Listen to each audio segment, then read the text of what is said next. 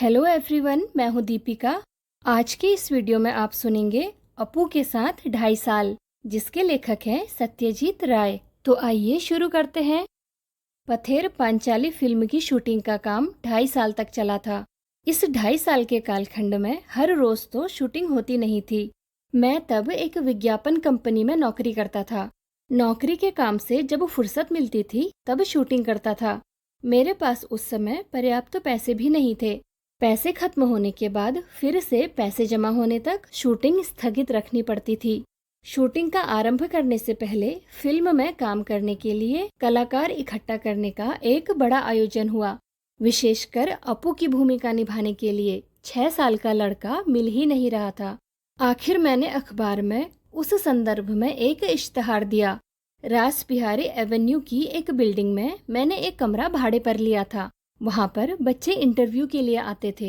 बहुत से लड़के आए, लेकिन अपू की भूमिका के लिए मुझे जिस तरह का लड़का चाहिए था वैसा एक भी नहीं था। एक दिन एक लड़का आया। उसकी गर्दन पर लगा पाउडर देखकर मुझे शक हुआ। नाम पूछने पर नाजुक आवाज में वह बोला, टिया।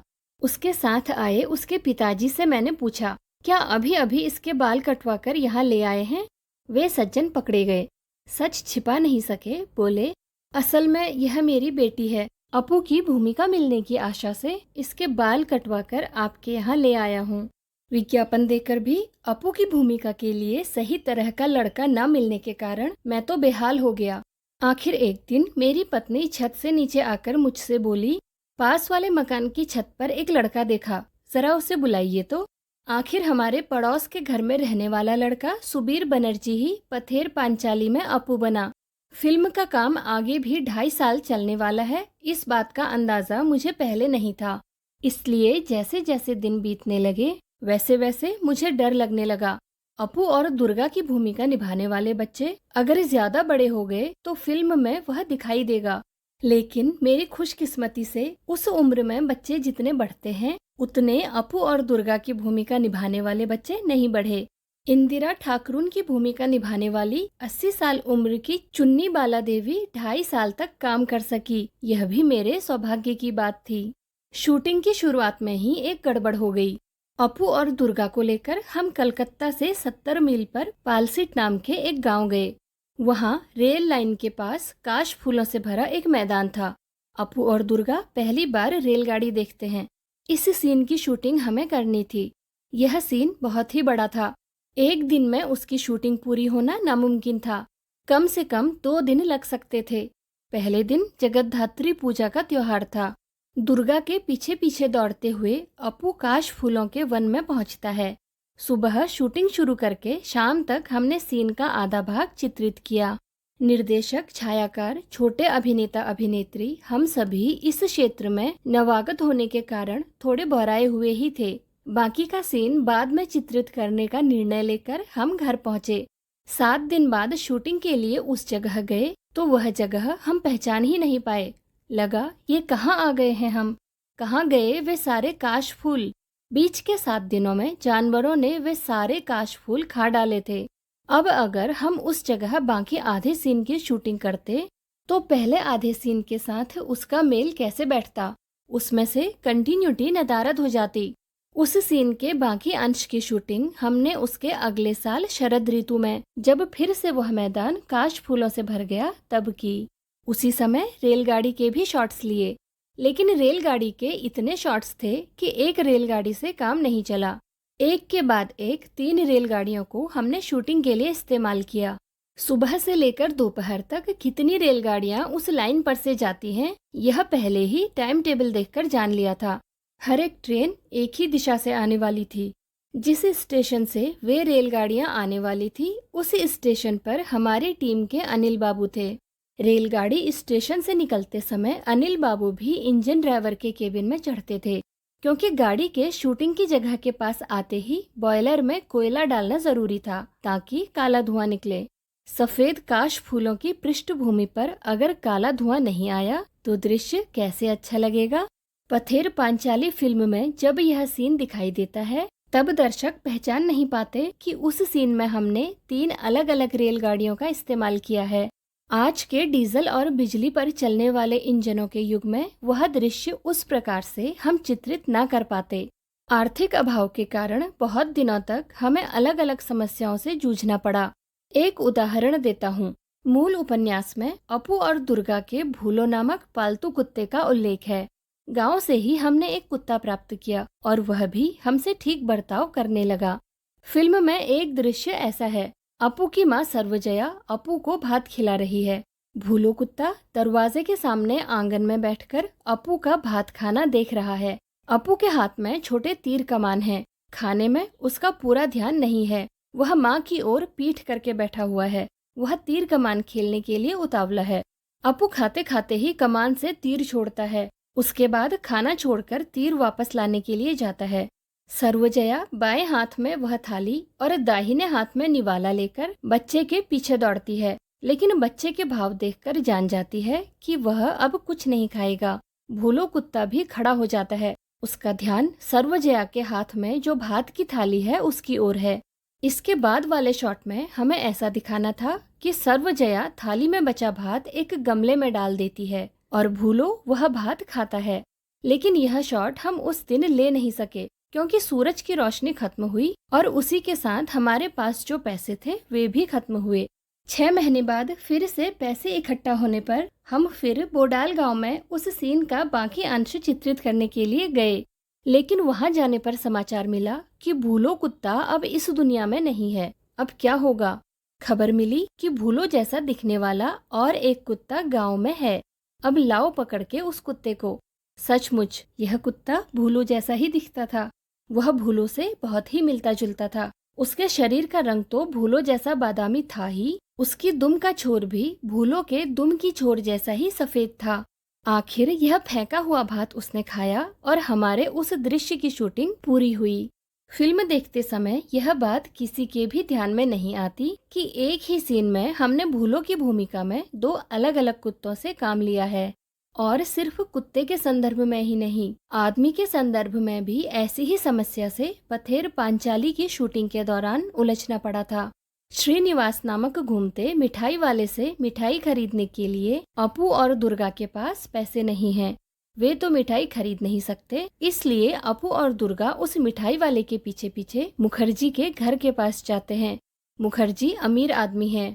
वे तो मिठाई जरूर खरीदेंगे और उनका मिठाई खरीदना देखने में ही अपू और दुर्गा की खुशी है। इस दृश्य का कुछ अंश चित्रित होने के बाद हमारी शूटिंग कुछ महीनों के लिए स्थगित हो गई। पैसे हाथ आने पर फिर जब हम उस गांव में शूटिंग करने के लिए गए, तब खबर मिली कि श्रीनिवास मिठाई वाले की भूमिका जो सज्जन कर रहे थे, उनका देहांत हो गया है। अब पहले वाले श्रीनिवास का मिलता जुलता दूसरा आदमी कहाँ से मिलेगा? आखिर श्रीनिवास की भूमिका के लिए हमें जो सज्जन मिले, उनका चेहरा पहले वाले श्रीनिवास से मिलता जुलता नहीं था, लेकिन शरीर से वे पहले श्रीनिवास जैसे ही थे। उन्हीं पर हमने दृश्य का बाकी अंश चित्रित किया। फिल्म में दिखाई देता है कि 1 नंबर श्रीनिवास बांस बंद से बाहर आता है और अगले शॉट में 2 नंबर श्रीनिवास कमरे की ओर पीठ करके मुखर्जी के घर के गेट के अंदर जाता है। पथेर पांचाली फिल्म अनेक लोगों ने 1 से अधिक बार देखी है, लेकिन श्रीनिवास के मामले में यह बात किसी के ध्यान में आई है ऐसा मैंने नहीं सुना। इस श्रीनिवास के सीन में ही एक शॉट के वक्त हम बिल्कुल तंग आ गए थे, और वह भी उस भूलो कुत्ते की वजह से। छोटे से पुकुर के पार मिठाई वाला खड़ा है और इस पार अपने घर के पास अपू दुर्गा मिठाई वाले की ओर ललचाई नजर से देख रहे हैं। क्यों मिठाई खरीदेंगे? मिठाई वाले के इस सवाल का वे ना में जवाब देते हैं। तब मिठाई वाला मुखर्जी के घर की ओर जाने लगता है। दुर्गा अपू से कहती है, चल हम भी जाएंगे। भाई बहन दौड़ने लगते हैं और उसी समय पीछे झुरमुट में बैठा भूलो कुत्ता भी छलांग लगाकर उनके साथ दौड़ने लगता है। हमें ऐसा सीन लेना था, लेकिन मुश्किल यह कि यह कुत्ता कोई हॉलीवुड का सिखाया हुआ नहीं था, इसलिए यह बताना मुश्किल ही था कि वह अपू दुर्गा के साथ भागता पाएगा या नहीं। कुत्ते के मालिक से हमने कहा था, अपू दुर्गा जब भागने लगते हैं तब तुम अपने कुत्ते को उन दोनों के पीछे भागने के लिए कहना। लेकिन शूटिंग के वक्त दिखाई दिया कि वह कुत्ता मालिक की आज्ञा का पालन नहीं कर रहा है। इधर हमारा कैमरा चालू ही था, कीमती फिल्म जाया हो रही थी और मुझे बार बार चिल्लाना पड़ रहा था कट कट। अब यहाँ धीरज रखने के सिवा दूसरा उपाय नहीं था। अगर कुत्ता बच्चों के पीछे दौड़ा तो ही वह उनका पालतू कुत्ता लग सकता था। आखिर मैंने दुर्गा से अपने हाथ में थोड़ी मिठाई छिपाने के लिए कहा और वह कुत्ते को दिखाकर दौड़ने को कहा। इस बार कुत्ता उनके पीछे भागा और हमें हमारी इच्छा के अनुसार शॉट मिला।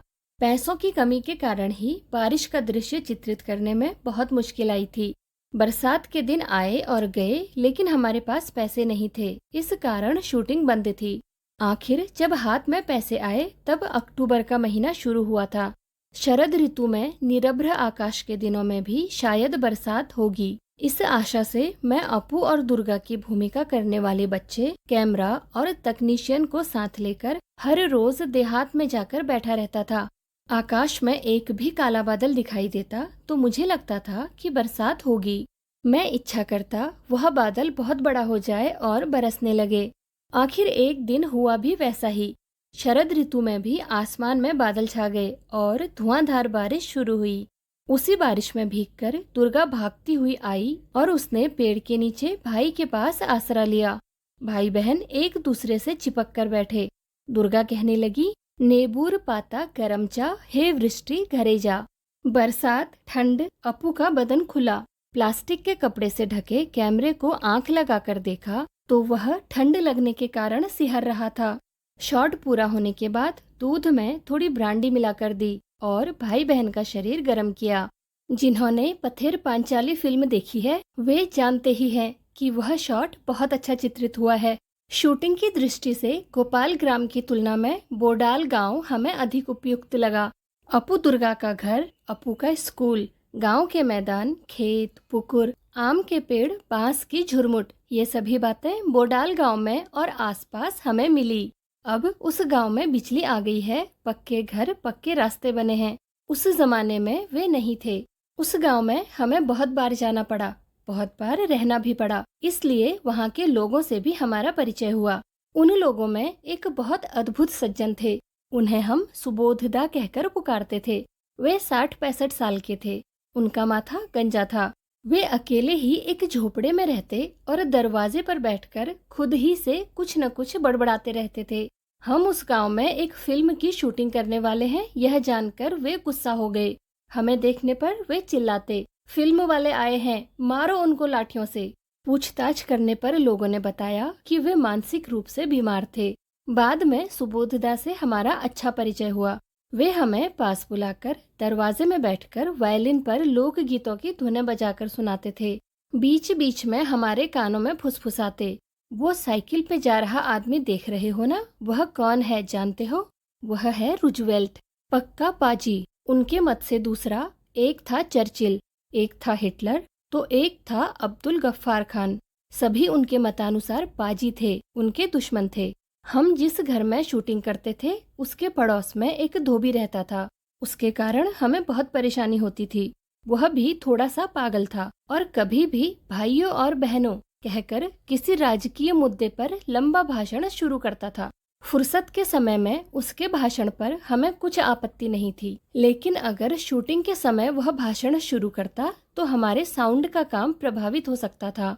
उस धोबी के रिश्तेदारों ने अगर हमारी मदद ना की होती तो वह धोबी सचमुच ही एक सिरदर्द बन जाता।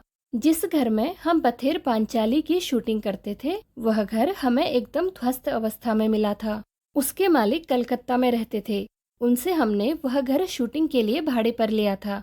उस घर की मरम्मत करके उसे शूटिंग के लिए ठीक ठाक करवाने में हमें लगभग 1 महीना लगा। उस घर के एक हिस्से में एक के पास एक ऐसे कुछ कमरे थे, वे हमने फिल्म में नहीं दिखाए। उन कमरों में हम अपना सामान रखा करते थे। एक कमरे में रिकॉर्डिंग मशीन लेकर हमारे साउंड रिकॉर्डिस्ट भूपेन बाबू बैठा करते थे। हम शूटिंग के वक्त उन्हें देख नहीं सकते थे, फिर भी उनकी आवाज सुन सकते थे। हर शॉट के बाद हम उनसे पूछते, साउंड ठीक है ना? भूपेन बाबू इस पर हाँ या ना जवाब देते। एक दिन शॉट के बाद मैंने साउंड के बारे में उनसे सवाल किया, लेकिन कुछ भी जवाब नहीं आया। फिर एक बार पूछा, भूपेन बाबू साउंड ठीक है ना? इस पर भी जवाब ना आने पर मैं उनके कमरे में गया तो देखा कि एक बड़ा सा सांप उस कमरे की खिड़की से नीचे उतर रहा था।